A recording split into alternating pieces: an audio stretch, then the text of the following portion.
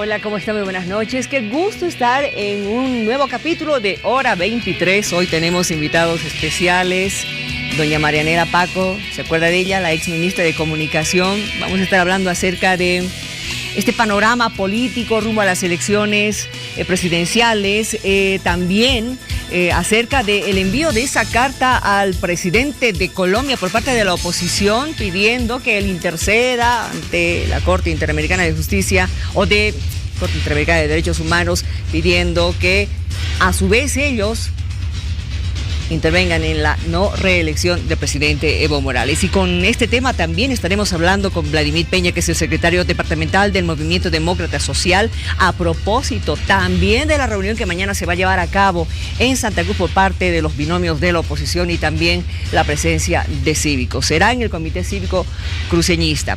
Y por supuesto, no puede dejar de faltar el viceministro de Seguridad Ciudadana, Wilfredo Chávez, quien nos va a venir a contar acerca de todos los preparativos para la 9ª Cumbre Nacional de Seguridad Ciudadana, que este año está tocando el tema de la violencia hacia la mujer. Queda usted cordialmente invitado a acompañarnos. Paulita, ¿qué tienes? Mucho, Miriam, por ofrecer a todas las personas que nos siguen y ya nos acompañan en este momento. Esta noche estaremos hablando de salud sexual y reproductiva. Estaremos hablando también de la planificación familiar, gracias a la información que llega de Mary Stopes, que es una organización internacional presente ya en casi 40 países en todo el mundo, y por supuesto que también la tenemos en Bolivia desde hace 25 años atrás. Así que vamos a conocer toda esta información y una interesante campaña que están lanzando para todas las mujeres que necesitamos realizarnos una evaluación ginecológica anual para prevenir distintas enfermedades. Así que esta noche estaremos conversando del tema junto a un representante o médico ginecólogo de Mary Stopes. Bienvenidos a Hora 23.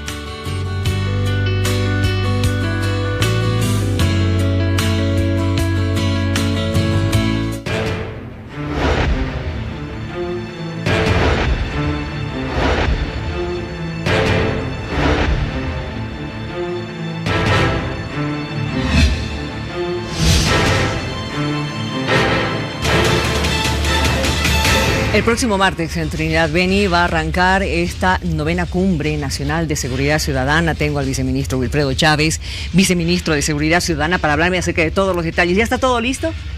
Buenas noches. ¿Cómo está? Es un saludo, Miriam, al país, saludar. Efectivamente, estamos con los preparativos finales para que la cumbre arranque el 28. Es una jornada especial para nosotros el martes siguiente en la ciudad de Trinidad, donde vamos a poder participar junto a las instituciones convocadas para ello, que son las gobernaciones, las alcaldías, la Policía Boliviana y por el Ministerio de Gobierno. Claro está, ministerios vinculados a la temática de lucha contra la violencia hacia la mujer, contra la violencia por tus derechos, así se llama esta cumbre. Asimismo hemos convocado a autoridades o entendidos en la materia, a entidades de la sociedad civil, ONGs. También van a participar el sistema judicial a través del órgano judicial, el Ministerio Público, quienes participan de la atención a la víctima, las alcaldías, los SLIMs están invitados, las defensorías, en fin. Es una cita nacional que ya nos han confirmado más de 500 participantes en el evento. Tenemos como tema central el evaluar cómo estamos trabajando el tema de la lucha contra la violencia. Sabemos que hay grandes problemas. En las 3 precumbres ya hemos verificado aquello, pero también podemos ver que hemos logrado en las 3 precumbres, como primer dato informativo, consolidar un presupuesto de inversión a favor de la seguridad ciudadana y de lo que se va a desprender la lucha contra la violencia, de 250 millones de bolivianos para la gestión 2020. Las actas han sido suscritas por los gobernadores y alcaldes que han participado, y en consecuencia estamos yendo ya con un dispositivo económico importante para luego ya trabajar qué está fallando en la atención a la víctima, cómo debemos mejorar. Y el Ministerio de Gobierno el 8 de marzo, con el Día de la Mujer, ha propuesto un decreto supremo que ha sido aprobado por nuestro gobierno para la atención a la víctima, con un sistema integrado que le hemos llamado Real Zamudio para la atención a la víctima en delito de violencia. Pero estamos trabajando en la violencia, decía, trabajando en contra de ella, y esto va a significar seguramente una serie de acuerdos que lleguemos y firmemos ese día con las más importantes autoridades municipales, departamentales y nacionales que nos van a acompañar. Ahora, Usted ha preguntado qué está fallando justamente en la atención a la víctima de violencia, en este caso la mujer, porque la mujer recibe violencia de diferentes tipos y de diferentes grados.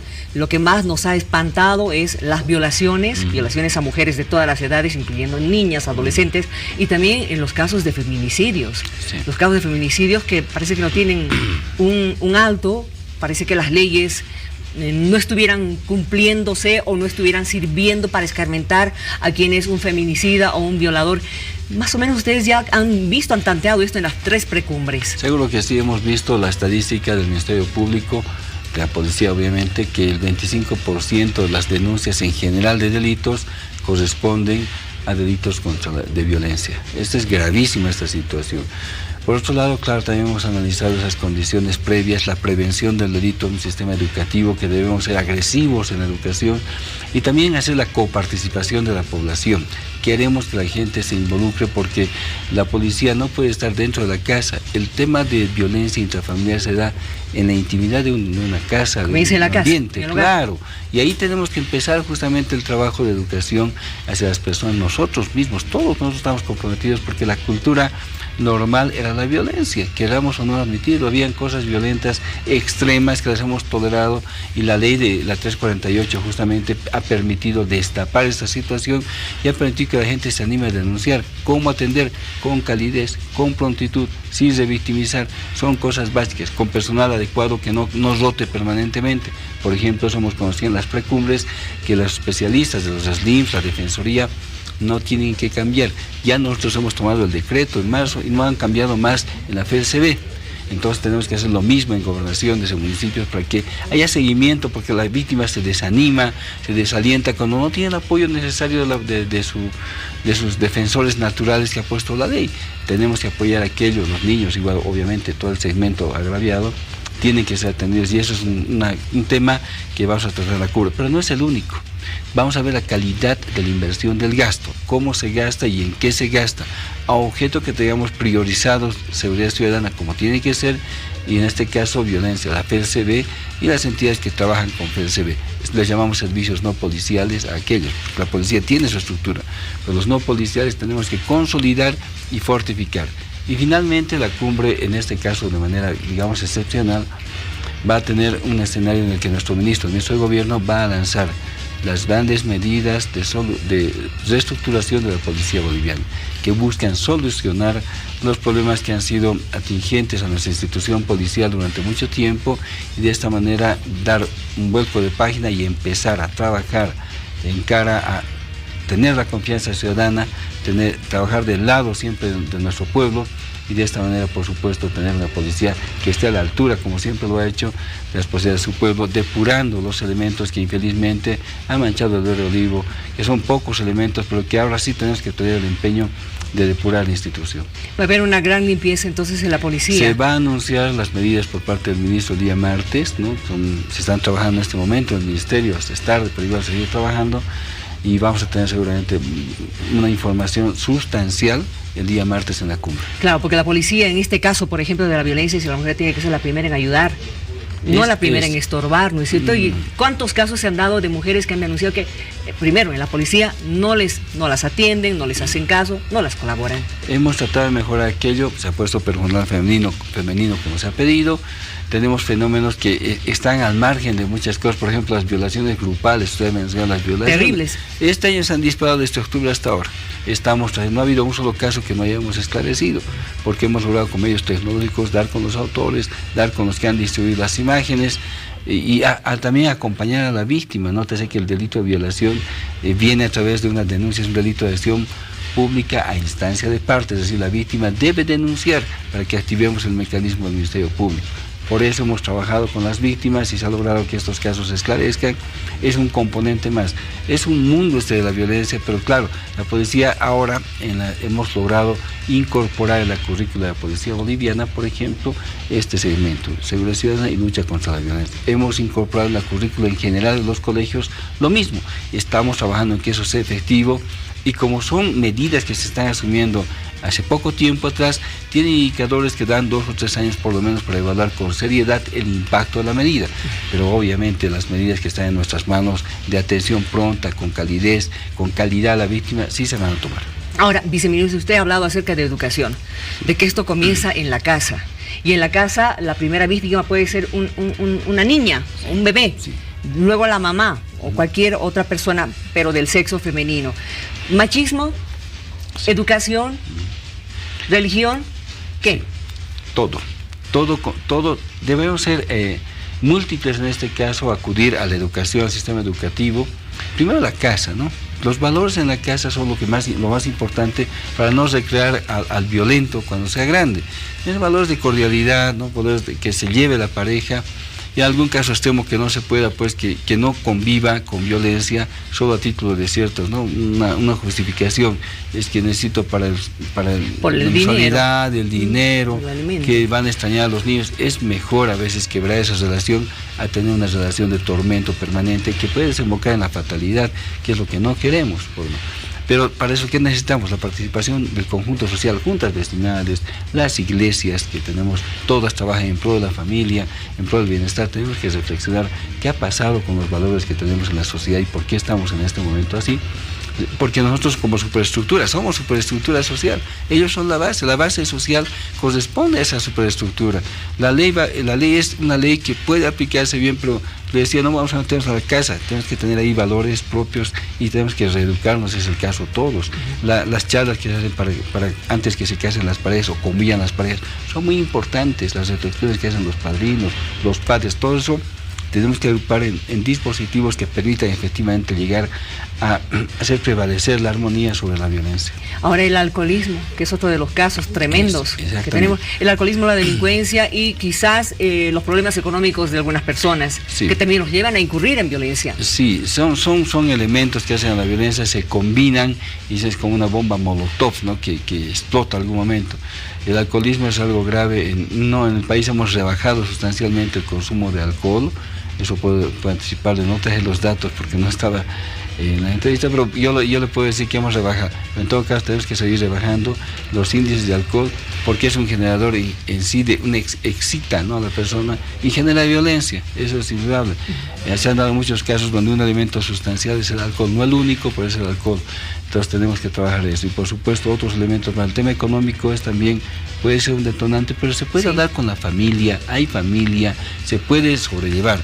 El tema del alcohol no, y hay que saber que cuando todavía la pareja, los dos se dedican al alcohol, es peor. Entonces hay que ver, los celos son otro elemento, hay pues varias cosas que convergen para que se den estos hechos, infelizmente, y ahí tiene mucho que ver la educación. Vamos a estar pendientes de los resultados de esta cumbre que solo va a durar un día, ¿verdad? Solo un día, empieza así, 8:30 hasta 7 de la noche. Perfecto, gracias por haber venido, gracias por este detalle, el adelanto que tenemos de esta cumbre, la 9ª cumbre sobre seguridad ciudadana que se va a realizar la próxima semana en Trinidad Beni. Estoy con don Rafael Quispe, diputado. Sí, por suplente por Unidad Demócrata. Unidad Demócrata. ¿Cambió? No. Seguimos. Hay 3 fuerzas políticas que tienen representación parlamentaria, el MAS, Unidad Demócrata y Democracia Cristiana. Claro, ha cambiado, le digo, de hace algún tiempo a esta parte, porque antes estaba con don Samuel. Samuel se retira de la política. Y usted no. Yo quiero seguir luchando. ¿Y usted quiere seguir metiéndose en la política? Vamos a seguir. Yo creo que son momentos muy difíciles, momentos cruciales para el país, para Bolivia, porque hay 2 sucesos bien importantes. Primero, el referéndum del 21 de febrero, donde dice que no se puede cambiar. Y mucha gente sabe, y en el mundo y en Bolivia, que la máxima expresión de la democracia es el referéndum. Y hoy hay un candidato habilitado, trucho, a mi forma de ver, con esos antecedentes, y es el momento que hay que ponerle pecho, es el momento que hay que trabajar, y es el momento pues que la gente necesita que el político esté al frente, el político que esté luchando. Ahora, ¿usted está queriendo meterse a la gobernación también? ¿Ha presentado su postulación para gobernador? No. ¿Quiere ser candidato a gobernador? Dígame la verdad. No, yo pienso primero es la patria, primero es Bolivia.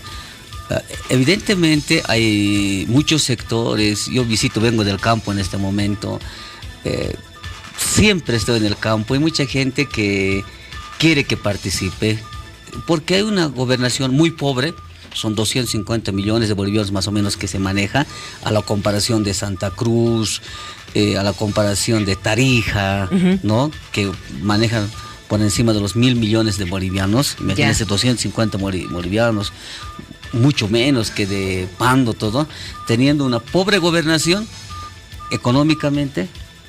Económicamente tenemos una pobre gobernación y un pobre gobernador, porque ahorita en estos momentos no tenemos un pequeño problema con, puede ser su celular, su busca personas. Están apagadas, no. Entonces tenemos una pobre gobernación. Si aquí la población lo está viendo en La Paz y en Bolivia, no hay ni una obra de relevancia que tiene. Entonces, por lo tanto, mucha gente dice, usted que conoce el campo, usted que viene del campo, conoce la ciudad, está con la clase media, con la clase alta, ¿por qué no articula? Entonces, nosotros siempre le hemos mencionado de que primero está la patria. Esto tenemos que solucionar porque existe, como le decía, ese choque tal vez de visión, de forma de ver la democracia. Unos dicen que nosotros, la mayoría dice que se respete el voto ciudadano. Otros no, que se respete lo que 7 magistrados han decidido, que el derecho humano de Evo Morales es el derecho a postularse. Eso tiene que resolverse y vayamos a la segunda, ¿no? Yo lo veo como la cueca. No puedes bailar la segunda sin haber bailado la primera. Ahora, usted me estaba indicando de que está pendiente de poder ver lo que va a pasar en la Comisión Interamericana. A ver, la Comisión Interamericana, la Corte Interamericana, no la Comisión, la Corte Interamericana va a tomar una decisión, porque ya varios activistas han ido a pedirle a Brasil y a Colombia que han sido garantes de que la Constitución se respete, ¿no? El 2008, 2009 han sido garantes. Y quienes pueden consultar a la Corte son esos garantes, ¿no? O sea, son los estados que tienen representación de los gobiernos que pueden consultar. Lo puede hacer Bolivia, pero no lo va a hacer. Si fuera muy sincero, Evo Morales dijera consultas. Evidentemente, un tribunal constitucional está facultado para interpretar la Constitución, para interpretar el artículo 23 de la Convención. Eso lo va a preguntar, ya se comprometió tanto Brasil, tanto Colombia. Y si la Corte dice que no es facultad, que el derecho humano de aquellos de elegirse, de postularse, no es un derecho humano, entonces imagínense cómo puede suceder, cómo puede ser. Si llegó Almagro, primero habló Almagro diciendo que la postulación no es un derecho humano, y el gobierno salió a golpearlo, que él es uno que debía cuidar el basurero de la OEA, etcétera, etcétera. Vino a Bolivia y dijo que la no participación de Evo Morales sería discriminatorio. Y todos los masistas aplaudir, esa es la decisión, todo, ¿no? Entonces, en muchas cosas aceptan las decisiones de organismos internacionales. Entonces, si Maduro viene con eso y dice que sí se acepta, pero por encima de Maduro están los estados, por encima de eso está la Corte Interamericana. Y si la Corte Interamericana falla y dice que las de elección o las de postulación de cualquier candidato no es un derecho humano, tendría que ser acatado por Bolivia.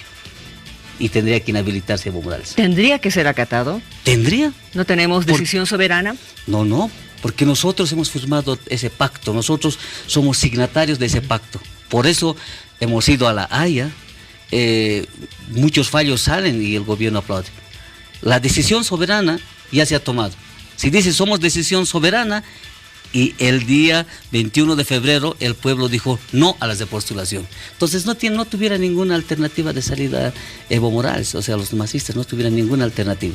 Bueno, tenemos 3 minutos más para conversar. Mañana se va a realizar esta reunión de la oposición en Santa Cruz. ¿Usted está invitado? ¿Va a ir? Nos han invitado los candidatos presidenciales. Solamente. Pero, sí, aquí está la situación bien clara. Y hace los últimos días han estado hablando. Quien no quiso la unidad es Carlos de Mesa. Quien no quiere la unidad es Félix Pazzi. La alianza donde nosotros somos partícipes de Bolivia dijo no, Óscar Ortiz. Nosotros siempre hemos buscado la unidad, hemos intentado la unidad. pero estamos, como ellos no quieren, que como Carlos de Mesa no quiere la unidad, y lo dijo en su tweet, no vamos a prestarnos, no vamos a estar en ninguna mega coalición. El pueblo que juzgue quién no quiere la unidad, pero nosotros hemos optado por otra situación, de tener unidad con el pueblo boliviano, con las organizaciones, con los colectivos, con todos los que se pueda, vamos a hacer la unidad, y yo creo que el 20 de octubre la gente va a decidir. Quienes han buscado, quienes han estado intentando hasta el último y quienes no quieren esta unidad. Entonces, seguramente mañana los líderes de Bolivia, dijo no, manifestarán que sí, buscamos la unidad, pero es Carlos de Mesa, Félix Pazzi y otros son los que no quieren la unidad. Gracias por haber venido.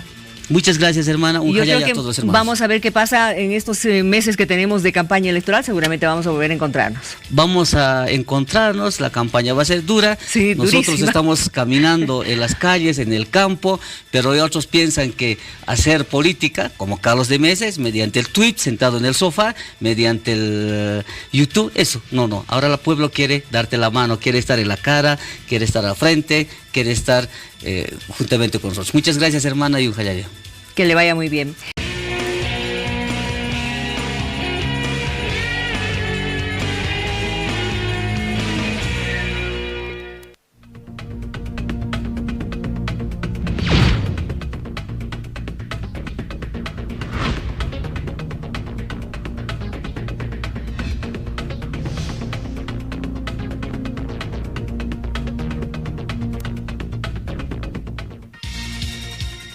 Entre los temas políticos, mañana va a haber una importante reunión de los líderes de la oposición, binomios de la oposición y otras personas que tienen que ver justamente con aquello para ver si tratan o no este tema de la unión de todos ellos. Pero antes tengo que presentar al señor Vladimir Peña, que es el secretario ejecutivo departamental de los demócratas. Gracias por estar con nosotros, bienvenido, muy buenas noches. Muchísimas gracias a ustedes, un gusto estar aquí. A ver, me gustaría conocer su criterio, pero antes le voy a presentar la siguiente información. Sabemos que han estado en Colombia entregándole al presidente de aquel país, Iván Duque, 500,000 de firmas que apoyan justamente el resultado del 21F y que va en contra de la reelección del presidente Evo Morales. ¿Podemos ver aquello, por favor, esta información? ¿Qué criterio le merece a usted todo esto?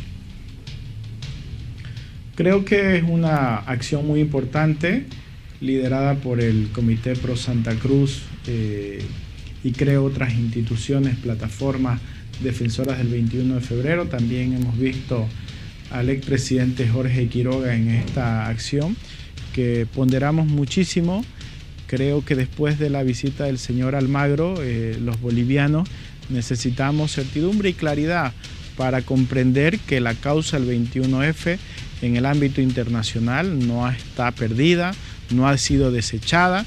Lo único que él más se está aferrando es a que los plazos electorales que tenemos en el país no coincidan con un resultado de un fallo o una sentencia internacional.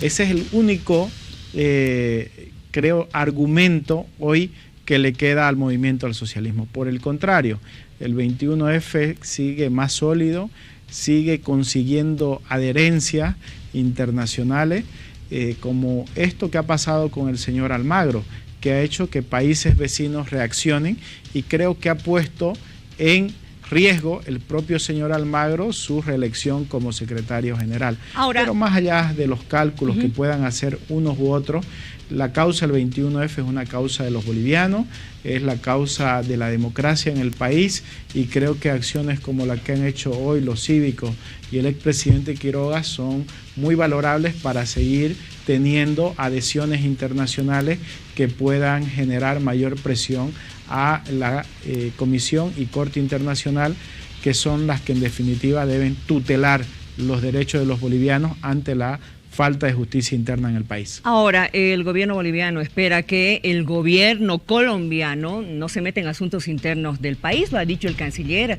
hace pocas horas, ¿no? Que Colombia respete en Bolivia sus asuntos internos, como el tema de la repostulación. ¿Se cree que es una posición clara de quien ha cometido un delito y no quieren que lo juzguen, que lo procesen, que lo castiguen? El movimiento al socialismo sabe que ha dañado la democracia, sabe que esa espúrea sentencia constitucional no tiene ningún valor jurídico en el derecho internacional, y cuando uno hace trampa, cuando uno engaña, teme ser descubierto, y esa es la posición hoy que tiene el movimiento al socialismo. Se está basando en una fuerza coyuntural, en la cooptación de las diferentes instituciones del país, en que estos tribunales, como el caso del Tribunal Constitucional o el Tribunal Supremo Electoral, actúen bajo sus designios políticos y que nadie los fiscalice o los controle, pero los derechos humanos tienen un límite, y ese no es el límite que está aquí en el país, sino en la justicia constitucional, y creo que esa justicia constitucional internacional es la que tiene que juzgar al señor Morales por haber manipulado en el Tribunal Constitucional, por haber obligado a sacar un fallo como el que se ha sacado, desconociendo la voluntad popular. Ese es el temor del MAS. Quien ha cometido una fechoría contra la democracia en el país, hoy no quiere que lo juzguen porque saben que son culpables. A ver, ¿qué va a pasar ahora con relación a mañana? ¿Dónde se van a reunir? Bueno, la invitación es en el Comité Pro Santa Cruz. El día martes recibimos una invitación para seguir con esta agenda que se había establecido en enero entre los comités cívicos, los binomios que están compitiendo en esta elección, y también algunas organizaciones defensoras de derechos humanos como el CONADE y otras instituciones. Nosotros hemos confirmado la presencia de Bolivia Dice No el día de mañana en el Comité Pro Santa Cruz, donde entendemos también van a estar los cívicos de los otros departamentos del país. Sí. Y esta es una reunión para hacer seguimiento a los acuerdos arribados en enero de este año, que básicamente están en dos grupos. Uno, el primero, la defensa el 21 de febrero, y el segundo, las elecciones limpias y transparentes, buscar mecanismos que garanticen que nuevamente no se le robe el voto a la gente, como está sucediendo con el 21F y otras acciones que hemos visto del gobierno del MAS de sometimiento al órgano electoral. Ahora, la consigna de algunos de los dirigentes o candidatos como el de Virgilio Lema es unir a la oposición, ¿no es cierto? Unir a la oposición. Pero Carlos Mesa dice no a una megacoalición. O sea, ¿cuál va a ser la idea de mañana? No sé si ese es un tema que se va a abordar. Por lo que tengo entendido y por el documento de invitación que nos han hecho circular a nosotros, no es un tema que esté en la agenda. Segundo, ese tema ya se discutió, se trató en la reunión de enero, y ahí se establecieron dos parámetros, que no era el ámbito, el espacio, una reunión de cívicos, organizaciones defensoras del 21F, de derechos humanos y partidos políticos para definir la articulación de la oposición. Se dijo en aquel momento que no eran los fines institucionales de los comités cívicos participar activamente en la política partidaria, tomando partido por uno u otro binomio, como tampoco las organizaciones de derechos humanos. Creo que el propio nombre de la convocatoria, que era Encuentro por la Democracia, creo que define bien claramente los motivos de esta reunión. Lo tercero, yo lamento muchísimo que el señor Mesa siga con una posición tan dura, vehemente, sobre el tema de la unidad, pero creo que esto también nos hace ver quiénes apostaron por la unidad y quiénes obstruyeron la unidad. Es cierto que hoy ya no se puede generar la unidad de la oposición porque los candidatos están inscritos. Nosotros denunciamos insistentemente que uno de los fines de la ley de organizaciones políticas era precisamente evitar la articulación de la oposición. Por eso hicimos todos los esfuerzos que estuvieron a nuestro alcance en octubre, noviembre, cuando era posible construir la unidad de la oposición, de conversar con todos los líderes políticos para encontrar un acuerdo, siempre buscando el interés general por encima de cualquier interés partidario o particular. Lo que hace esta afirmación del señor Mesa, que habrá que reconocerle coherencia con lo que dijo en octubre y noviembre, que él más piensa en un proyecto personal que un proyecto colectivo, creo que queda ante los ojos de la ciudadanía claramente que el señor Mesa obstruyó e impidió la unidad de la oposición, y eso nos lleva a otro terreno, a preguntarnos si el señor Mesa realmente representa a la oposición o es un proyecto que va a continuar por la senda del movimiento al socialismo. Creo que esa posición abre esas dudas. Por el contrario, nosotros que fuimos los que hicimos los mayores esfuerzos, como le decía, para buscar la unidad de la oposición en octubre y noviembre cuando era posible, no nos hemos cruzado de brazos con las organizaciones ciudadanas, plataformas, agrupaciones políticas, 42 organizaciones de la sociedad civil boliviana. Hemos suscrito acuerdos para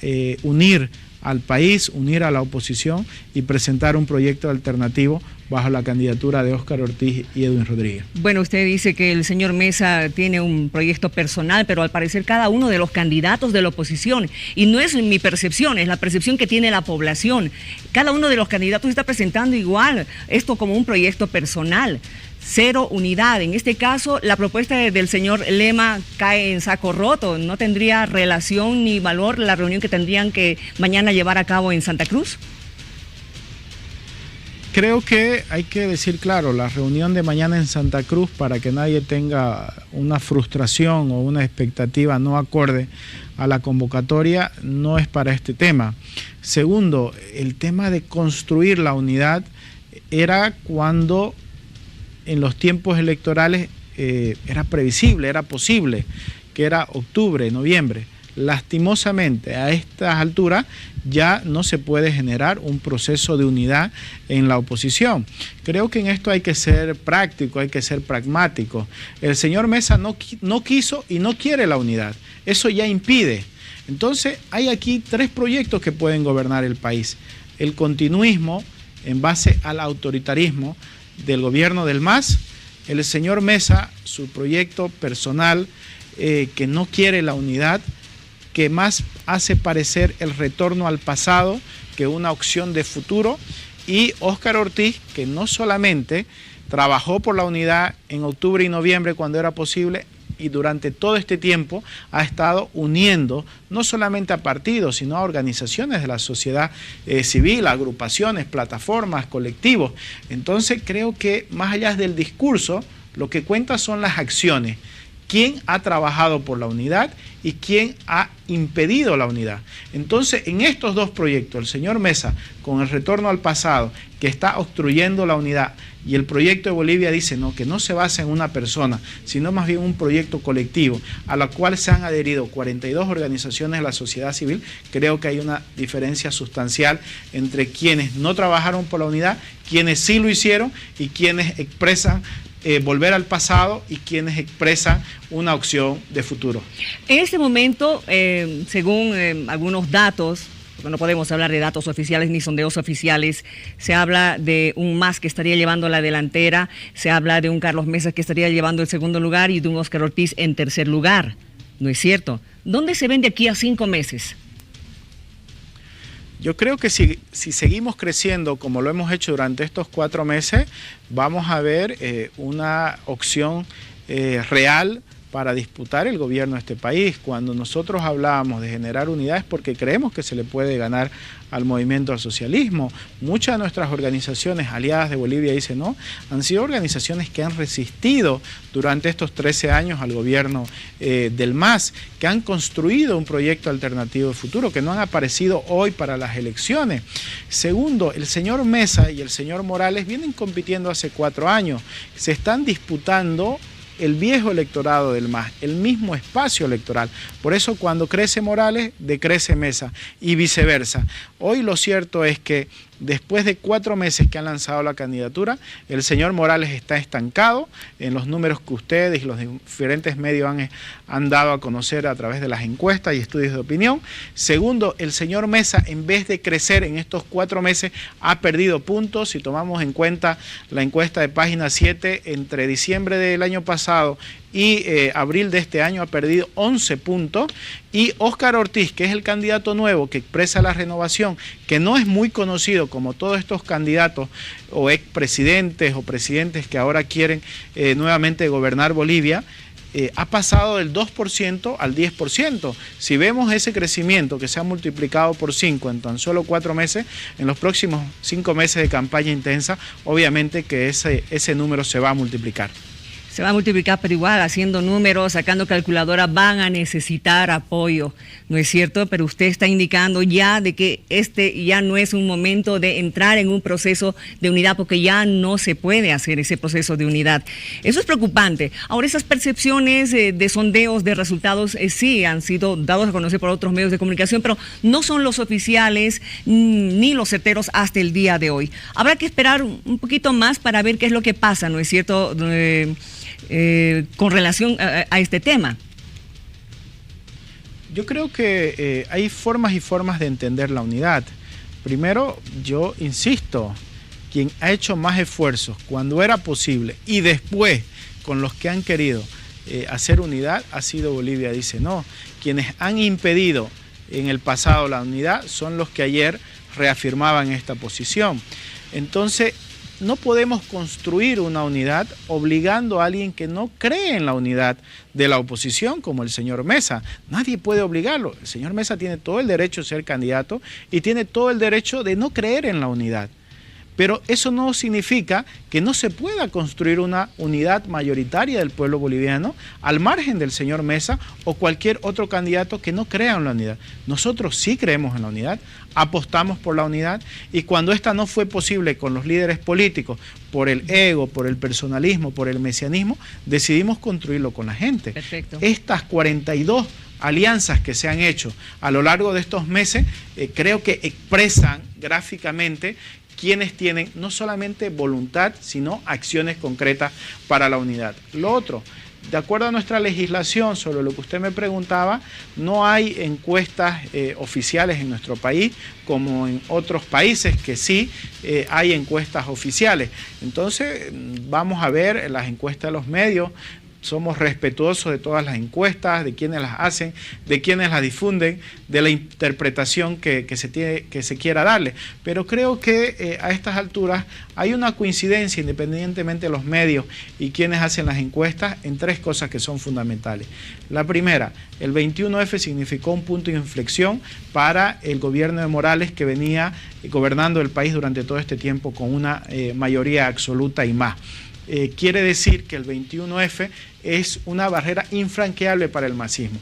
En ningún caso el MAS va a pasar el 48% que tuvo del sí, ni va a recuperar del 52% del no. Lo probable es que la votación del MAS se siga encogiendo. No sé si va a quedar en 35, 36, 37, como vaticinan las encuestas, pero está muy lejos del 50% con el cual ha gobernado este país, y creo el 21F tiene mucho que ver con eso. Segundo, el señor Mesa tenía la intención de voto que tenía durante todo este tiempo que ha sido vocero de la causa marítima, cuando lanzó su candidatura, y en vez de crecer, ha decrecido. Cada vez que la gente conoce más el proyecto del señor Mesa, quienes están alrededor, lo que hace el señor Mesa es perder votos.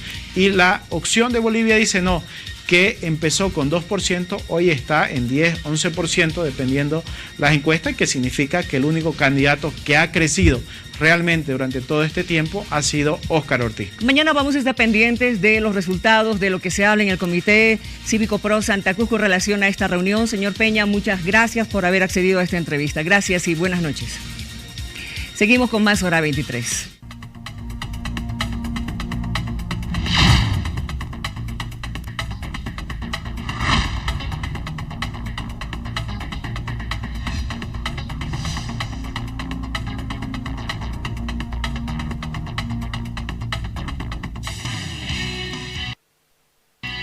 Tengo el gusto de presentarles a la exministra de Comunicación, doña Marianela Paco, quien nos está visitando en nuestros estudios en la ciudad de Santa Cruz, para que con ella podamos ver. ¿Cómo está? Muy buenas noches, qué gusto verla.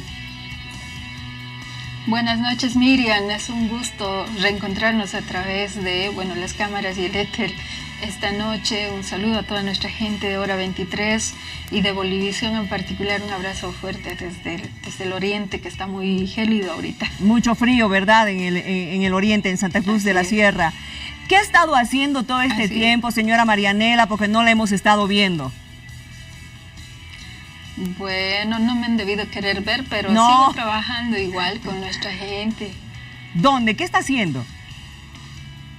Bueno, ahorita estoy, ¿qué te puedo decir?, con consultorías y sigo participando de talleres, eventos donde la gente me convoca para poder reflexionar la realidad social, la realidad nacional en el área económica, política y, bueno, qué tenemos que hacer para seguir dignificando a nuestro país. Esa es la meta que siempre he tenido y no ha cambiado esa forma de trabajo, independientemente si tenga o no tenga remuneración.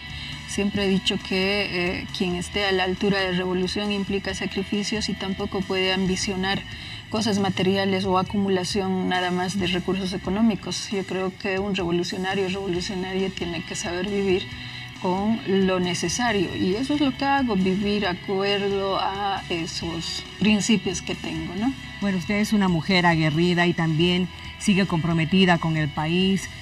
¿Cómo está viendo en este momento el panorama político de nuestro país y esto rumbo a las elecciones del 20 de octubre? Bueno, un panorama con dos proyecciones que tendrá que decidir nuestra gente, ¿no? Una que ya la conocemos, está en pleno desarrollo, es una revolución democrática y cultural que si bien necesita ajustes, creo que es una de las apuestas que la sociedad civil lo ha impulsado, las organizaciones sociales lo han parido, decimos muchas veces, y que ahorita están en ese desafío de sostener y recrearse también para que empiece una nueva etapa, ¿no? Yo creo que hemos atravesado por dos etapas muy importantes como revolución democrática y cultural y esta tercera pues hay que adecuarse también a todos esos cambios que se han generado en los últimos 13 años. Y por el otro lado encontramos una visión conservadora que tiene una mirada y un anclaje en la historia, en el pasado y que no logra renovarse ni en personas y tampoco logra renovarse ni plantearle una nueva visión al país con propuestas que sean claras y que no impliquen visos de quiebre de nuestra soberanía o de nuestra dignidad. Lo que hemos visto, por ejemplo, en el mes de febrero, con los 7 frentes políticos opositores respaldando al autodeclarado presidente Guaidó, eso significa que tenemos políticos opositores que pues fácilmente pueden quebrar nuestra soberanía y nuestra dignidad patriótica.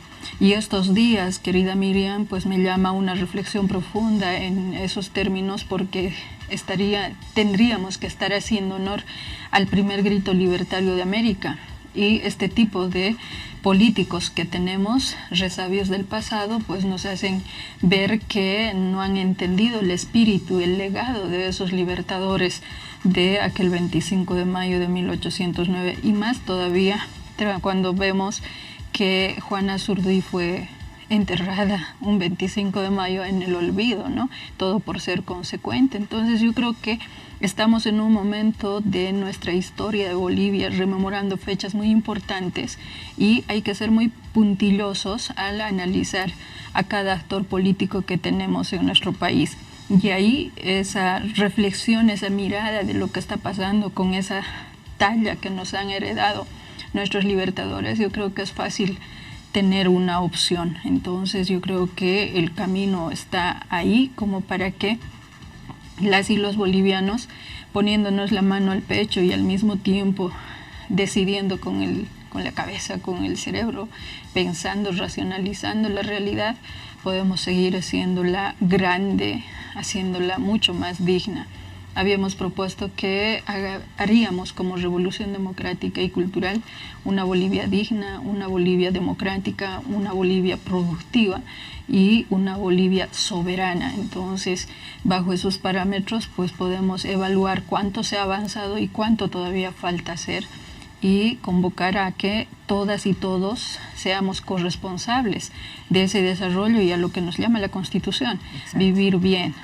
Usted siempre ha hablado de la Revolución Democrática Cultural, eso lo recuerdo bien, y ahora con relación a lo que estábamos hablando de estos políticos de la oposición que han entregado esta carta al presidente de Colombia, que mañana además se van a reunir en Santa Cruz, ¿cómo está viendo usted a la oposición en este momento? Es una oposición que no logra entender la realidad jurídica, no logra entender la realidad social, no logra entender una realidad histórica y adecuarla a los diferentes contextos. Y siguen en esa actitud mezquina, ¿no?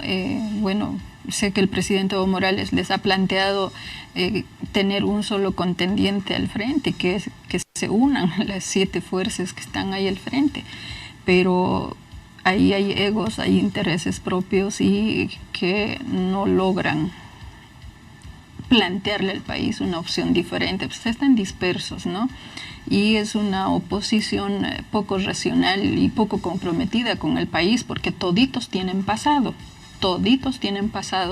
que ha mostrado y ha dejado evidencia de que no nos han dejado ser soberanos, nos han vendido como patria con todo y nuestros recursos estratégicos, y que al mismo tiempo pues hoy pretenden ser moralistas pero de forma hipócrita, o sea, ejercen una práctica de doble moral, podríamos decir demagógicamente inclusive, ¿no? Pero ahí vemos con sus propias mezquindades. Personalmente, si aún estuviese como una nueva generación en este tiempo, yo no optaría por ellos, porque lo que quiero es seguridad, lo que quiero es estabilidad, y eso creo que encontramos como una demanda y necesidad de todo el pueblo, que en todo este tiempo, independientemente de las nuevas o generaciones de nuestro tiempo, pues quieren tener esa certeza. El país ha cambiado y los opositores tienen que entender eso, y paralelamente también en el oficialismo, ¿no? Que todo el esfuerzo que se ha hecho ha generado grandes cambios, y ahora son nuevos tiempos y hay que proponerle, pues, conforme a esos nuevos tiempos, hay que proponerle nuevos sueños, esperanzas, desafíos para construir de forma conjunta esa gran patria grande y ser un símbolo en la región. Ya que usted está hablando acerca del oficialismo, bien que está tocando de generar nuevos sueños, ¿no es cierto?, para la población, desde el más chiquito hasta el más grande.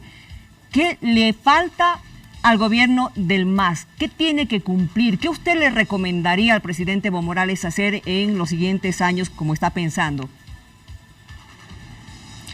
Mira, yo creo que los valores son inmutables en el tiempo, y en varias ocasiones se lo he dicho al presidente Evo Morales.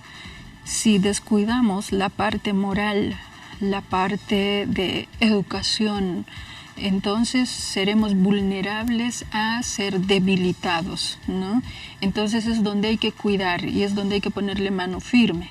Y en esos términos, pues, desafiado varias veces, y de pronto al presidente no en esos términos, pero sí se lo he planteado, es que hay que deshacernos de gente corrupta, de gente mentirosa, de gente floja, de gente maleada. Si bien hay que sumar, no hay que sumar pues malos elementos, hay que sumar elementos que aporten y que estén comprometidos realmente a la patria. Si hay algo que indigna a nuestra gente es que haya aparecidos ahí, ¿no?, que dicen que se suman y que en la realidad y en la práctica no aportan, sino más bien hacen quedar mal a una revolución democrática o un proceso de cambio, como le gusta decir a otras personas, y que ha significado mucho esfuerzo. Yo cuando hago reflexiones con nuestra gente les digo, esta revolución, este momento histórico ha costado mucha sangre como para rematarlo por unos cuantos corruptos, por unos cuantos que se dejan llevar por delitos, que se dejan llevar por tentaciones, por ambiciones, por codicias, por envidias o por ser violentos o violentas, ¿no? Entonces hay que deshacerse de eso, y por eso nos hemos venido desgastando de pronto, insistiendo en que hay que descolonizarse, despatriarcalizarse para vivir bien. Pues tiene que ver con eso.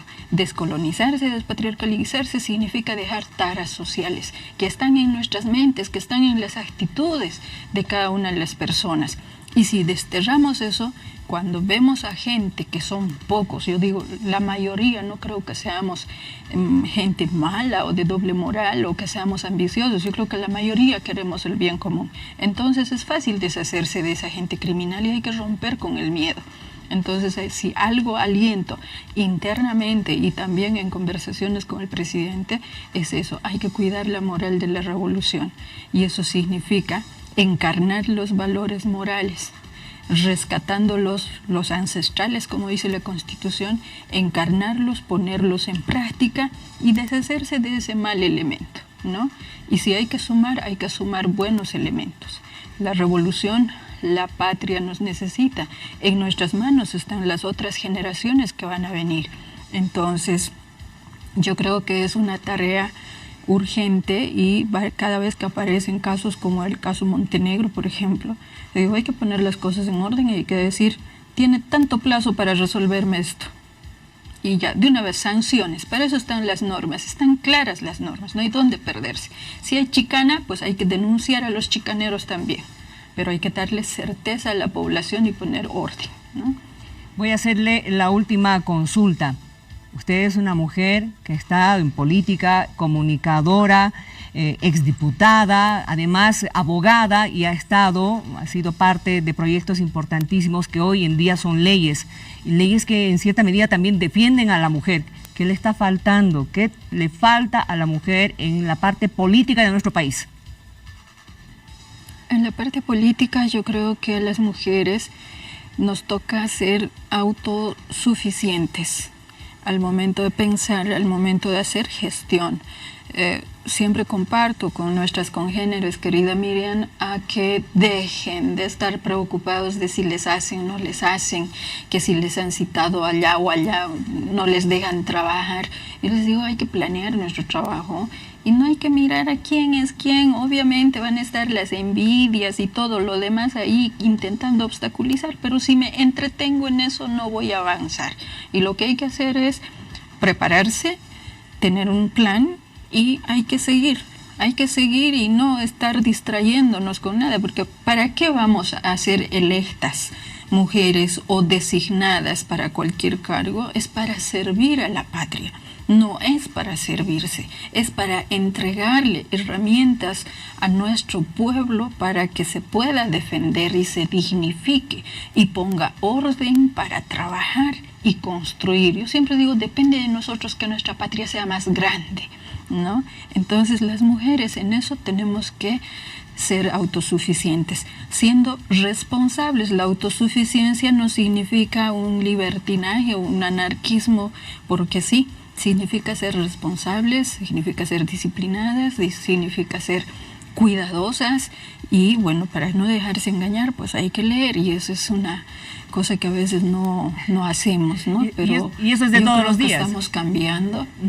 Es todos los días, hay que estar informadas también. Exacto. ¿No? Exactamente. Y les digo, parte de mi experiencia de que, bueno, lo primero que uno hace al despertar es informarse qué es lo que está pasando, analizar y, bueno, seguir la agenda que uno se ha trazado, ¿no? Y eso es muy importante. Las mujeres nos está faltando ejecutar eso. Muchas veces yo encuentro pensamientos que dicen, es gente de tal, ¿no? O alguna vez algún hombre te viene a mandar con sus mensajeros a decir que si andas con tal vas a tenerlo todo. Y yo alguna vez les he respondido, si alguna vez Marianela Paco va a hacer algo, no va a ser porque se jale del saco de nadie, ¿no? Entonces yo creo que eso tiene que estar en las mentes de las mujeres que sean convocadas para servir a la patria. Y tampoco ser serviles a nadie, ¿no? Yo creo por eso el gran compromiso que toda persona tiene que asumir al momento de venir a servir a la patria es eso, servir a la patria, hacer lo mejor por nuestro pueblo y luego pues andar tranquilamente por las calles sin que ningún dedo te señale de floja o corrupta, ¿no? Ahora, como usted ha tenido una experiencia siendo ministra de Comunicación, voy a retomar el tema de Colombia, lo de la carta que llevaron justamente gente de la oposición, Cívico Cruceño, a entregarle al presidente con ese 500,000 de firmas pidiendo que se interceda para la no reelección del presidente Evo Morales. ¿Qué cree usted que pueda hacer Colombia en este caso? Bueno, yo creo que Colombia tiene sus propios problemas internos, ¿no? Hubiese visto una acción mucho más contundente con el caso de Venezuela, hubiese creído que podrían hacer caso en articular y fortalecer por un lado la Alianza Pacífico, porque es por donde estaban intentando perforar todo el multilateralismo que se había conformado en nuestra región, Y segundo es que esos sus problemas internos propios de Colombia, no sé cuán efectivo le vaya a ser en la gestión, que protocolarmente seguramente va a cumplir, es un hecho. Pero lo terrible es que estas señales de que no se acepte, el hecho de que se haya legitimado la postulación del presidente porque viene a demanda de una base social que están en organizaciones sociales, parte del instrumento político por la soberanía de los pueblos, también está legitimado por los propios actores políticos de oposición. El hecho de inscribirse, participar de esta contienda electoral de este año, pues significa que ellos han validado, y esa validación es legitimar. Segundo efecto de todo ese proceso es que se ha legalizado en instancias que son institucionales. Está en el Tribunal Constitucional y en el Tribunal Electoral. Como quiera que digan, hay documentos y es legal absolutamente esa postulación por esas razones. Yo en su momento había dicho, bueno, yo no hubiese habilitado, siendo el Tribunal Electoral, a ninguno de los binomios porque no me está cumpliendo con democracia, por ejemplo, porque me han presentado un solo binomio a todos, ¿no? Pero independientemente de ello, su acción de estos actores directos en esta contienda, pues ha legitimado y ha legalizado esa candidatura del presidente Evo Morales. Y resulta siendo contradictorio esta acción que emprenden como opositores. Ahí vale, sabe Dios, digo, ¿no? Que con qué mentiras o con qué argucias han logrado esas 500,000 firmas que ellos dicen. Y en 3-4 días. Es una señal clara de que ellos no creen en que podamos resolver nuestros asuntos internos con participación directa. Exacto. Porque hay un otro elemento, que es el tercero, que generalmente nadie lo toma en cuenta. Es que la decisión de la gente puede cambiar en el tiempo, sí o no. Se llevó adelante un referéndum en el 2016. A esta fecha, ¿puede cambiar ese tipo de decisión? Sí puede cambiar. Por eso hay periodos constitucionales para elegir nuevo presidente. Ahora, si se ratifica o no, por ejemplo, es otro asunto, pero lo cierto es que se toma en cuenta también esos criterios de modificación de pensamiento o de contextos y situaciones que pudieron ser determinantes en su momento en una coyuntura electoral. Señora Marianela, ha sido un gusto haber hablado con usted. Un gusto reencontrarla a través de las pantallas, tener este intercambio de criterios, escucharla con todo lo que usted conoce. Gracias por haber estado con nosotros esta noche. Miriam, la agradecida soy yo y bueno, estamos aquí siempre para compartir reflexiones que nos puedan permitir encaminarnos y fortalecer nuestra democracia tan profunda que es en nuestro país y tan bondadosa, ¿no? Porque ha permitido nuestra democracia boliviana, incluso a dictadores, decirse ser demócratas, a traidores, vendedores, rematadores de nuestra patria, pues volverlos a ver en escena política. Será demagogia de ellos como sea, pero yo creo que la democracia que tenemos en nuestro país es demasiado bondadosa y hay que cuidarla. Hay que cuidarla y nuestras resoluciones de diferencias y todo aquello, como pueblo boliviano, siempre lo hemos hecho en democracia y estamos desafiados a ello en octubre. Y algo que recomiendo es no dejarse influenciar porque algunas personas destilen odio y simplemente se niegan a ver los cambios. Y que también desafíen a seguir cambiando, ¿no? Y a poner orden y ser mucho más estrictos en ciertas cosas con unas personas que hacen quedar mal a una gestión que tiene mucho esfuerzo. Y para el caso del presidente, una persona que no descansa de trabajar por nuestra patria. Gracias. Muchas gracias, Miriam. Muchas gracias y buenas noches. Nosotros seguimos con más aquí en Hora 23. Bueno, y esta noche hablamos de salud sexual, de educación sexual reproductiva, que son temas muy importantes que sin duda nos interesa absolutamente a todos, no solamente a las mujeres, por supuesto que a los hombres también y a los jóvenes sobre todo. Y quienes hablan mucho de estos temas realizan un trabajo muy, pero muy importante en lo que es prevención, planificación familiar, educación sexual y reproductiva y salud también en estos puntos. Es la organización Mary Stops, una organización organización internacional que ya nació hace muchos años atrás, que no es gubernamental, por cierto, y presta sus servicios en muchos países. Estamos hablando de aproximadamente 38 países y por supuesto que en Bolivia también tenemos esta organización, de la cual vamos a conocer más detalles y vamos a hablar esta noche de salud sexual y reproductiva con nuestro siguiente invitado, justamente con el gerente médico de Mary Stopes, el doctor Mario Aramayo. Nos acompaña esta noche. Doctor, bienvenido a Hora 23, qué gusto. Muchas gracias, buenas noches, Paola, para ti, para tu prestigioso programa y para la red Bolivisión. Gracias por acompañarnos esta noche, doctor. Y bueno, por que está acá presente para orientar a muchos jóvenes, sobre todo, acerca de lo que es la planificación sexual y la importancia de la planificación familiar, y la importancia de la salud sexual y reproductiva. Antes de hablar de ello, cuéntanos un poco más de lo que es esta organización internacional, Mary Stopes, que la tenemos acá en Bolivia, cómo surge en nuestro país, hace cuánto tiempo surgió en tantos otros países del mundo y cuáles son sus principales objetivos. Bueno, como bien lo mencionas, es una organización no gubernamental británica que tiene presencia en más de 38 países a nivel mundial, y dentro de esos 38 países, pues por supuesto está Bolivia. En Latinoamérica solamente somos dos, México y Bolivia, y en Bolivia ya estamos presentes 25 años. Y este año pues estamos celebrando estos 25 años y por supuesto preocupados por la salud sexual y reproductiva de toda la población, tanto femenina en especial como la masculina, porque tú sabes que la salud sexual y reproductiva no involucra solo a las mujeres, sino a la pareja en sí. También a los hombres, a la pareja en sí, como usted menciona. 25 años en Bolivia brindando múltiples servicios a través de centros, de proyectos que ustedes tienen. Cuéntanos a ver un poco más acerca de esos servicios que brindan, cuáles son y cuáles son los canales a través de los que pueden hacer que todos estos servicios lleguen a la población. Es correcto, nosotros tenemos 4 canales de atención a nivel nacional. Nuestras clínicas serían el primer canal de atención, que tienen presencia nacional en La Paz, El Alto, Cochabamba, Santa Cruz, Sucre y Tarija, ¿no? Donde brindamos atención ginecológica, atención obstétrica, ecografía, laboratorio y por supuesto el tema de lo que es la salud sexual y reproductiva. Muy bien. Nuestro segundo canal de atención lo tenemos en 6 unidades móviles.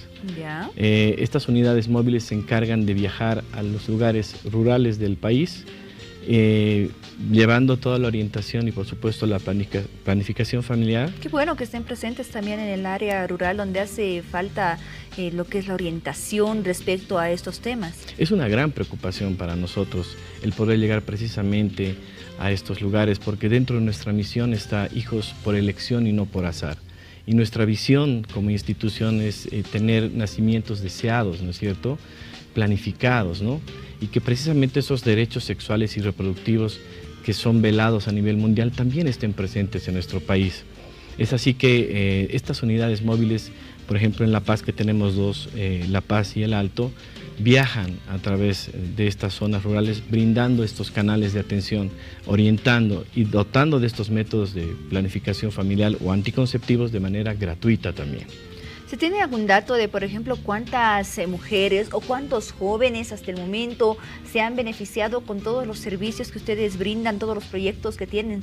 Así es, Paulita, nosotros hemos hecho una estadística en estos 25 años y ya hemos sobrepasado el 1.000.000 de servicios en planificación familiar y dotación de métodos. Una cifra bastante alta. Correcto, es muy importante. Mencionarte también que tenemos nuestro tercer canal de atención, que es el consultorio diferenciado de jóvenes, en donde nosotros atendemos precisamente en las ciudades a jóvenes entre los 14 y los 24 años, donde los orientamos y les dotamos del método anticonceptivo también totalmente gratuito.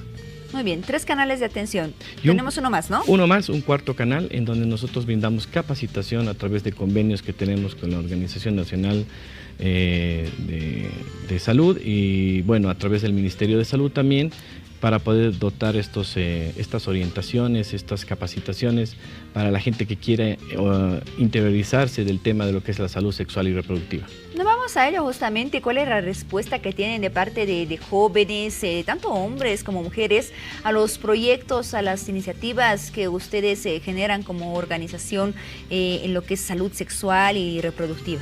Sí, precisamente uno de nuestros principales canales es llegar a que la gente conozca, que realmente sepa que es un derecho que tenemos todos los seres humanos de poder planificar nuestra vida en pareja, nuestra vida familiar, el decidir cuántos y cuándo vamos a tener nuestros hijos, ¿no es cierto? Y que sea consensuado.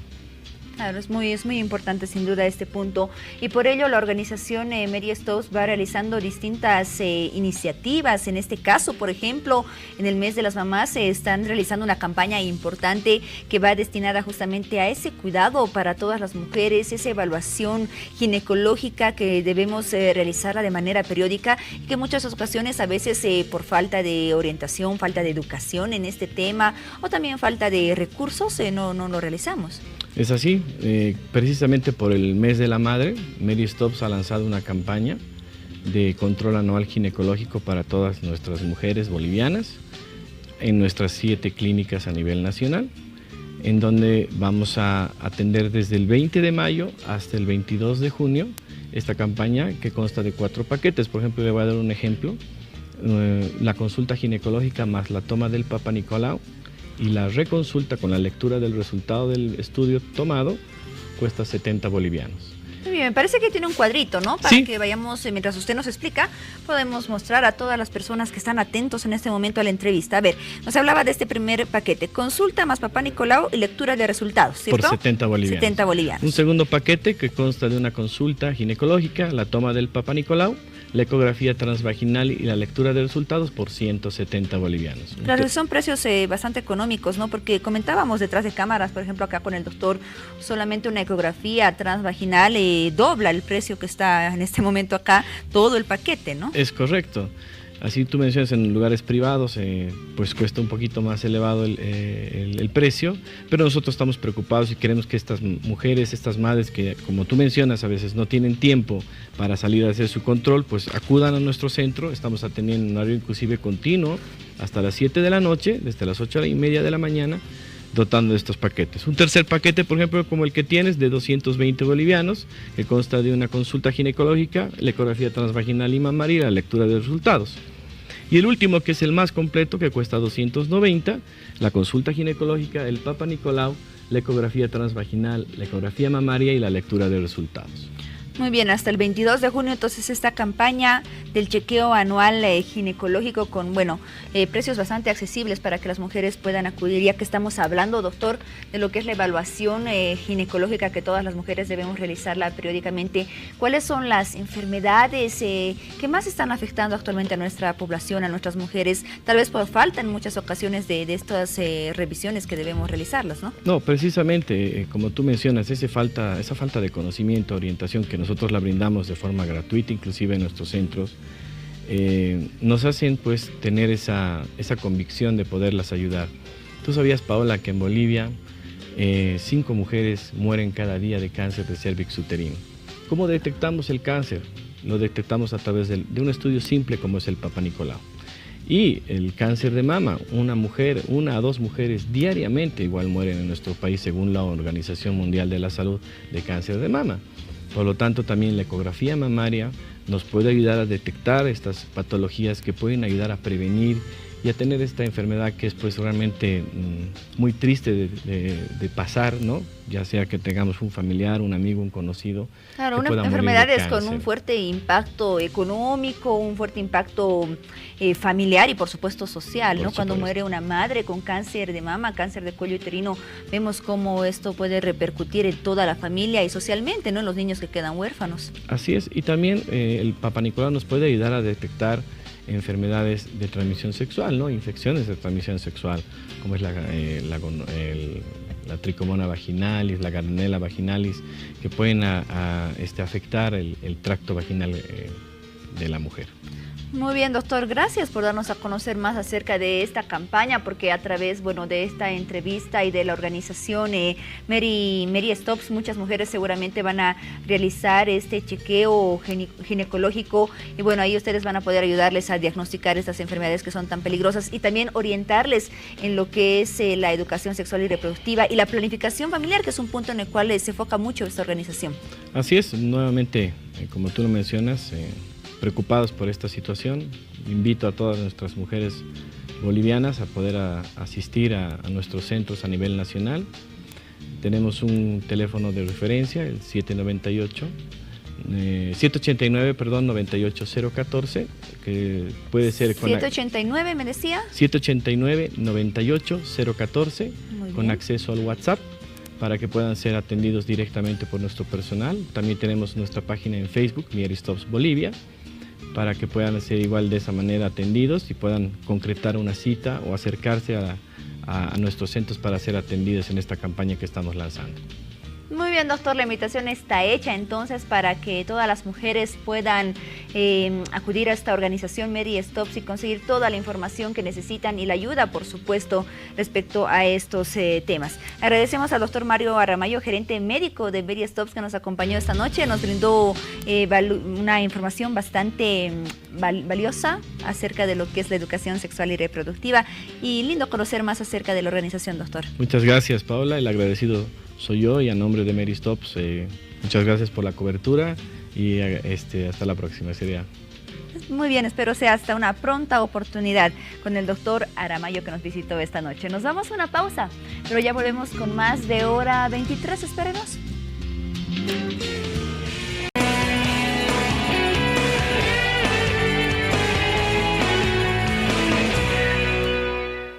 Llegamos al final del programa. Gracias por acompañarnos. Que tenga un lindo viernes. Nos reencontramos dentro de unas horas. Familias bolivianas, buen descanso. En pocas horas hay que levantarse con mucho ánimo para continuar trabajando por esta patria hermosa que tenemos. Gracias como siempre. Un abrazo. Buenas noches.